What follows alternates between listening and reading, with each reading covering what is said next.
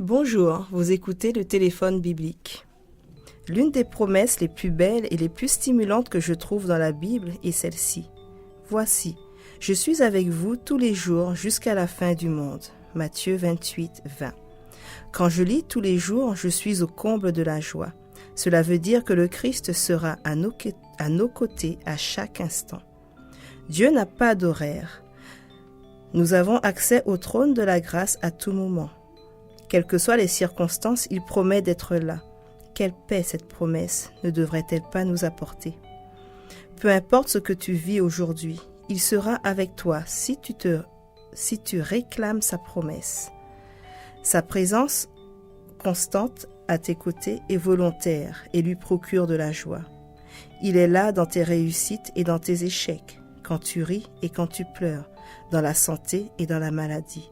Mais le plus beau, c'est que quand il est à tes côtés, il n'est ni indifférent ni passif. Si nous le lui permettons, il s'engage pour notre cause, nous donne des stratégies pour sortir de l'embarras, nous montre le chemin et nous conduit, et pendant nos fêtes, il est encore avec nous. Ayez acquis cette conviction, David s'exclama. Éternel, fais-moi connaître tes chemins, enseigne-moi tes voies, fais-moi cheminer dans ta vérité et instruis-moi, car tu es le Dieu de mon salut. Psaume 25, 4 et 5. Si tu n'as pas réclamé l'accomplissement de cette promesse dans ta vie, c'est le moment de le faire aujourd'hui. Invoque le Seigneur avec foi.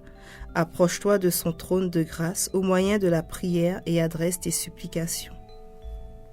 Fais-le jusqu'à ce que tu entendes le Seigneur dire « Je suis avec toi ». Acte 18, 10. Refuse de penser que cette promesse est une chimère. Elle ne l'est pas. Sa réalisation fut une expérience réellement vécue par de nombreux hommes et femmes de Dieu. L'Écriture déclare que Moïse, au moment les plus décisifs de sa vie, fut comme voyant celui qui est invisible. Hébreux 11, 27. Mon ami, je t'invite à faire de la présence de Dieu une réalité dès aujourd'hui. Prends l'habitude de marcher avec lui partout où tu iras et tu jouiras de la paix et de la sécurité. Tu auras la joie de ne pas te sentir seul et tu auras l'assurance que tout ce que tu fais aura l'approbation de celui qui désire le meilleur pour toi. Ésaïe 55, 6 et 7. Cherchez l'Éternel pendant qu'il se trouve. Invoquez-le tandis qu'il est prêt. Que le méchant abandonne sa voie et l'homme de rien ses pensées. Qu'il retourne à l'Éternel qui aura compassion de lui, à notre Dieu qui pardonne abondamment. Bonjour et à demain.